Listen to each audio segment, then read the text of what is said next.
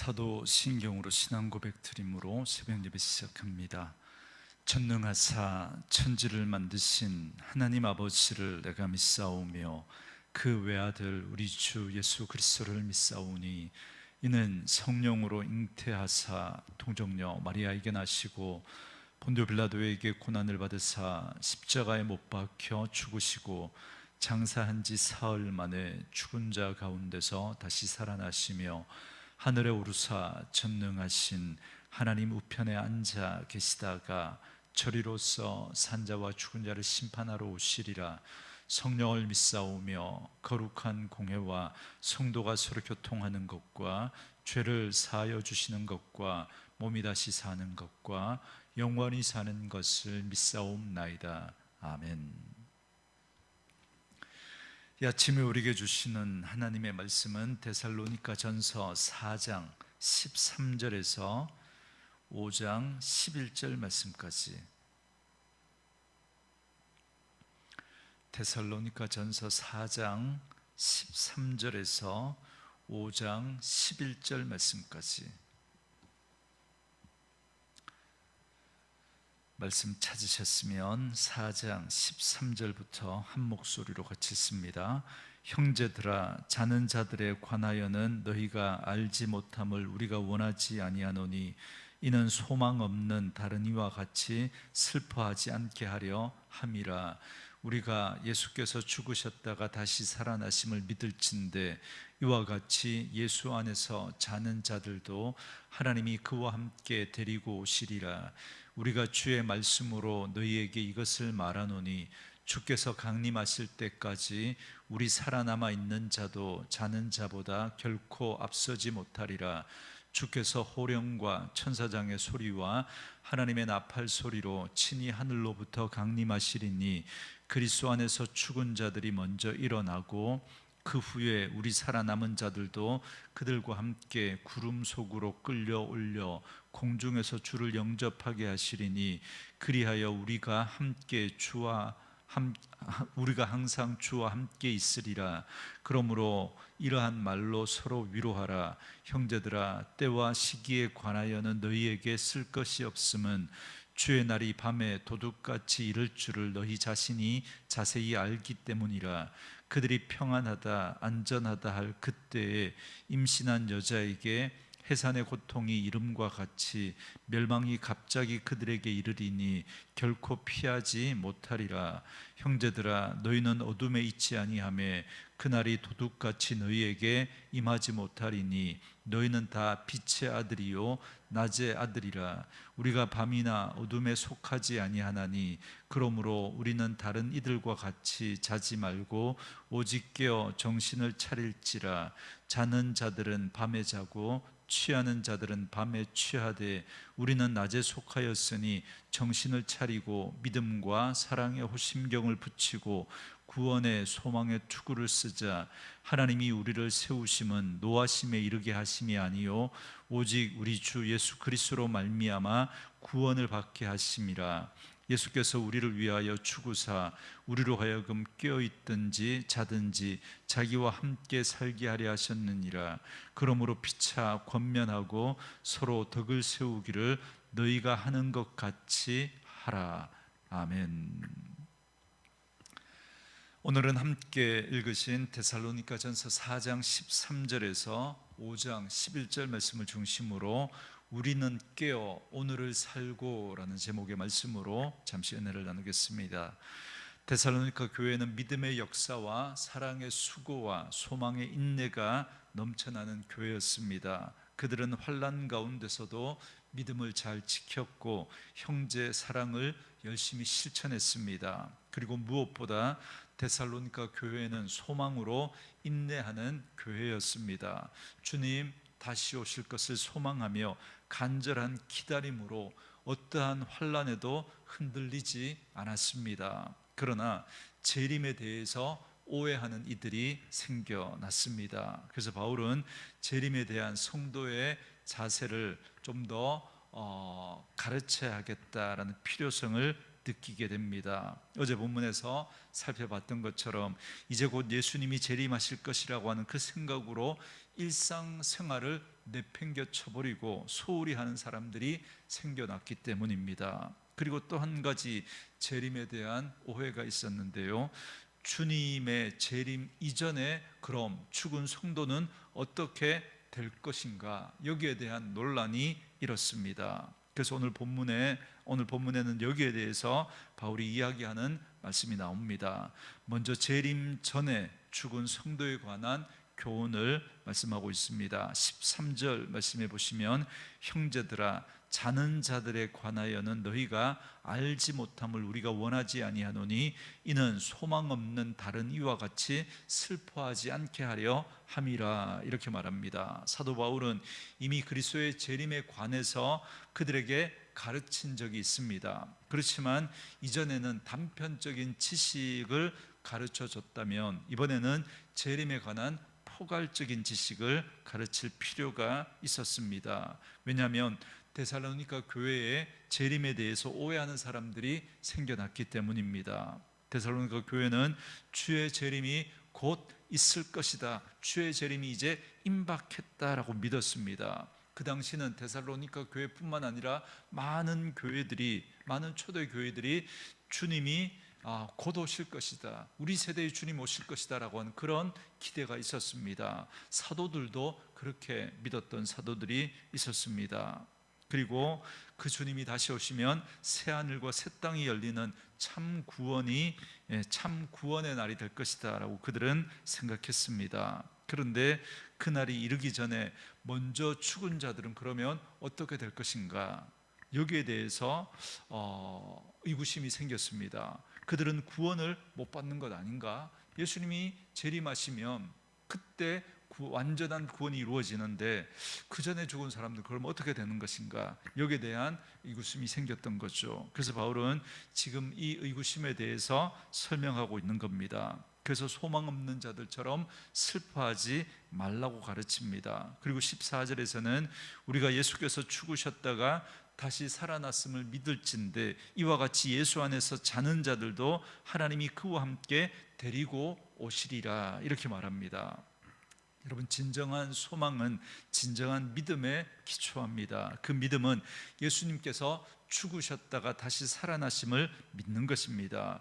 이 믿음을 가진 자들은 비록 죽었어도 주님과 함께 살아나게 됩니다. 그래서 이미 죽은 자들은 주님이 재림하실 때 주님이 함께 데리고 오실 것이다, 이렇게 말씀하십니다. 그리고 그날은 부활의 날이 될 것입니다. 그렇게 죽은 자들이 주님 재림하시는 날 주님이 다시 데리고 와서 그들이 이제 육체의 부활을 경험하게 될 것이라는 겁니다. 그래서 16절에 보시면 주께서 호령과 천사장의 소리와 하나님의 나팔 소리로 친히 하늘로부터 강림하시리니 그리스도 안에서 죽은 자들이 먼저 일어나고, 이렇게 말하죠. 14절에서는 주님이 재림하실 때 죽은 자들을 데리고 온다, 이렇게 말씀하셨는데 16절에서는 땅속에 묻힌 성도들이 일어난다, 이렇게 이야기를 하니까 다소 이게 모순된 이야기처럼 들릴 수 있습니다.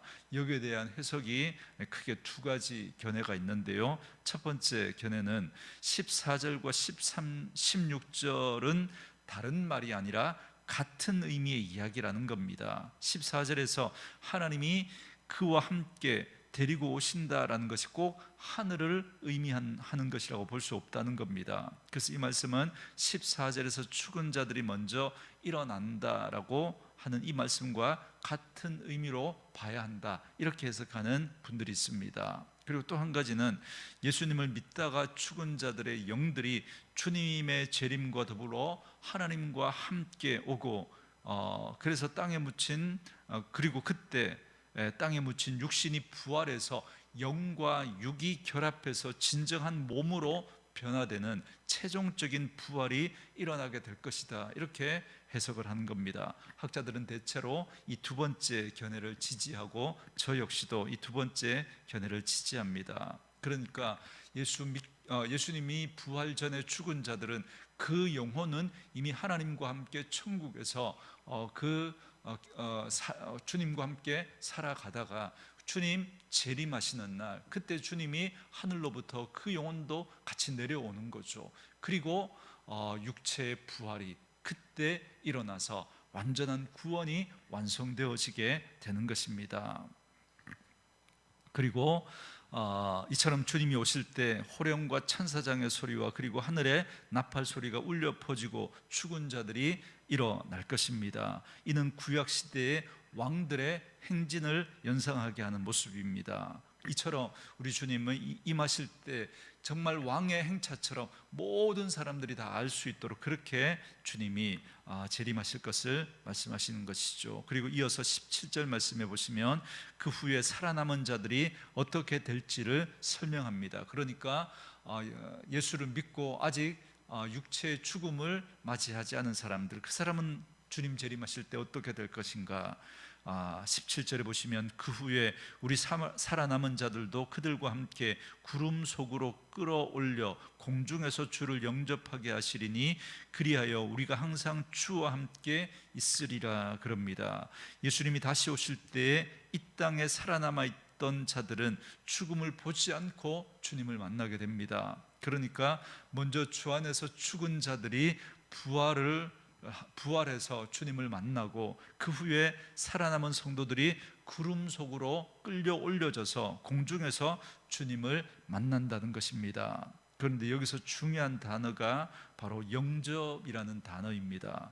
여러분, 영접은 마중 나가는 것이지 않습니까? 마중 나가서 만난 후에 다시 함께 돌아오는 것입니다. 주님이 이 땅에 다시 오실 때 살아있는 자들은 구름 속으로 끌려 올려 공중에서 주님을 영접하게 됩니다. 그렇지만 영원히 살 곳은 공중이 아닙니다. 주님을 영접해서 이 땅으로 돌아오게 될 것입니다. 그때 이 세상은 여러분 지금과 같은 세상이 아닙니다. 요한계시록에서 말씀해 주는 것처럼 새 하늘과 새 땅인 것이죠.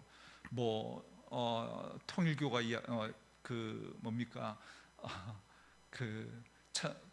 갑자기 생각이 안 나네요. 여호와의 증인인가요? 그죠? 예, 그들은 어떻게 이야기합니까? 이 땅이 영원히 계속될 것이라고 이야기하잖아요. 그러나 여러분, 그렇지 않습니다. 공중에서 우리가 주님을 맞이하고 우리가 다시 이 땅에 올 때는 이 땅은 이제 예전의 땅이 아닌 거죠. 그 땅은 이제 끝이 나는 겁니다. 이 세상의 역사는 끝이 나는 겁니다. 이제 새 하늘과 새 땅, 새로운 곳이 되는 것이죠. 그곳에서 우리는 주님과 함께 영원히 살아가게 될 것입니다. 그러므로 이미 죽은 자들이나 주님이 오실 때까지 살아있는 자들이나 그날에 다 주님을 영접하고 새 하늘과 새 땅에서 살아가게 될 것입니다. 우리는 이 말씀으로 서로를 위로하고 또 위로를 받고 위로해야 합니다. 계속해서 5장으로 넘어가서요, 1절부터 11절은 주님의 재림의 때와 시기에 관해서 말씀해 주고 있습니다. 말씀드린 대로 임박한 재림에 대한 기대와 일상생활을 등한시하는 자들로 인해서 자세하게 지금 바울이 교훈해 주고 있습니다. 1절에 보시면 형제들아 때와 시기에 관하여는 너희에게 쓸 것이 없음은 주의 날이 밤에 도둑같이 이를 줄을 너희 자신이 자세히 알기 때문이라 그럽니다. 우리가 너무나 잘 아는 말씀이고 꼭 기억해야 할 중요한 말씀입니다. 도둑이 예고하고 찾아오는 법은 없습니다. 그렇게 주님의 날은 예고 없이 갑자기 임하게 될 것이라는 겁니다. 그렇지만 또한 주님이 오심을 모든 사람이 보게 될 것입니다. 그날은 갑자기 임하지만 모두가 다 주님의 오심을 분명히 알고 보게 될 것이다 라는 겁니다. 여러분, 요한계시록 1장 7절 말씀에 보면 그때 주님의 오심을 각 사람이 볼 것이고 심지어 그를 찌른 자도 볼 것이다 이렇게 말씀합니다.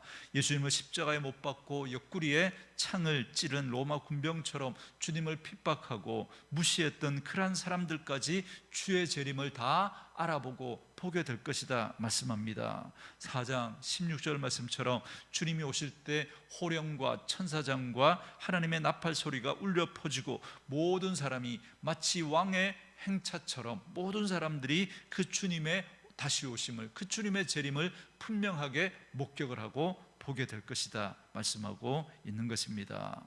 여러분, 우리가 이 사실만 명심해도 재림 예수가 이 땅에 오셨다라고 하는 그 말에 우리는 미혹되지 않을 겁니다. 주님은 그렇게 은밀하게 다시 오시지 않습니다. 그런데 이런 거짓말에 지금도 수많은 사람들이 넘어갑니다. 내가 재림 예수다. 여러분, 누가 그 사람이 재림 예수라고 누가 알아봤고 누가 그걸 여러분 목격했습니까? 그렇게 주님은 오시지 않는다고 분명하게 말씀하고 있습니다. 여러분, 그 날은 도둑같이 임합니다. 그래서 언제 올지 모른다는 겁니다. 그러나 주님의 그 임하심은 모든 사람들이 다 알게 될 것이다 라고 합니다. 그러니까 여러분, 그 날은, 그 시간은, 그때는 우리가 도둑처럼 임하기 때문에 알 수 없지만, 그러나 주님이 오셨다면 모두가 다 알아보게 될 것이라는 겁니다.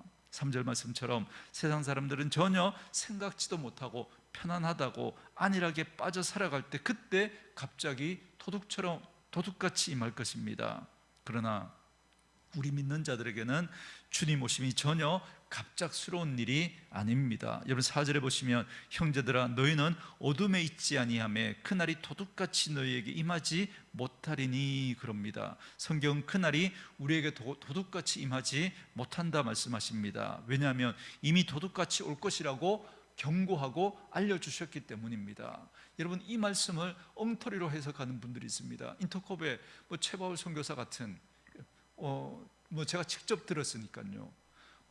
우리는 빛의 자녀고 빛에 속하였기 때문에, 어둠에 속하기 때문에 우리는 그날을 도둑같이 맞이하지 않으려 할 것이다 라고 이야기를 하면서 어떻게 해석하냐면, 자기네들이 주장하는 그 백투 예루살렘 복음이 이게 계속해서 서진해서 지구를 한 바퀴 돌아서 다시 예루살렘까지 복음이 전해지면 그때 예수님이 임할 것이다. 그리고 그 지역에 복음이 임했다는 걸 성경이 번역된 걸로 그렇게 해석을 하면서, 그렇게 지금 예수님의 복음이 서진을 해서 지금 거의 다 왔다는 거예요.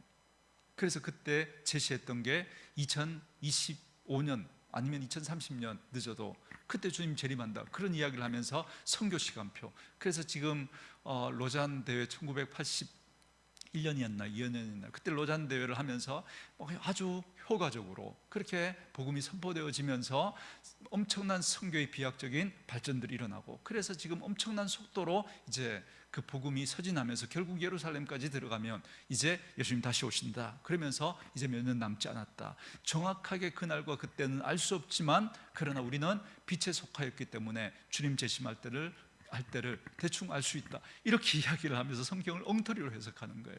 여러분, 어떻게 이 성경을 그렇게 해석합니까?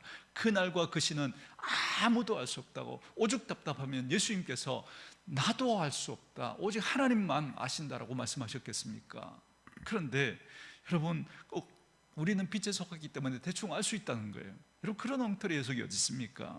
여러분 보세요, 이 말은 그때가 언제인지를 알 수 있다고 지금 이야기하는 겁니까? 아니죠. 그때는 알 수 없지만 분명히 도둑같이 임할 것이기 때문에 언제 임하든 우리가 끼어서 살아가라고 말씀하는 겁니다. 끼어 있으면 여러분 그때는 언제든 상관이 없는 거죠. 여러분, 깨어 있어야 하는 겁니다. 8절에 보시면 우리는 낮에 속하였으니 정신을 차리고 믿음과 사랑의 호심경을 붙이고 구원의 소망의 투구를 쓰자 그럽니다. 호심경은 심장을 보호해주는 갑옷입니다. 믿음과 사랑으로 심장을 보호하라는 말입니다. 다시 말하면 믿음과 사랑으로 두려워하지 말라는 겁니다. 그날을 몰라도 우리가 깨어서 정말 우리가 하나님의 말씀 붙들고 살면 언제 오시든 우리는 당황할 일이 아니라는 거예요. 그리고 구원의 소망으로 우리의 머리를 지키라는 겁니다. 머리는 내 존재의 근원입니다. 구원의 소망으로 주님을 굳건히 붙들라는 겁니다. 주님의 오심은 우리에게 노하심이 아니요, 그날은 어떤 날이라고요? 세상 악인들에게는 그날이 심판의 날이고 멸망의 날이지만 우리 믿는 자들에게는 이 날은 구원의 날이고 승리의 날이고 우리의 억울함을 갚아주시는 신원의 날이기 때문에 그렇습니다. 그렇기 때문에 그날은 결코 우리에게 두려워할 날이 아닌 것이죠.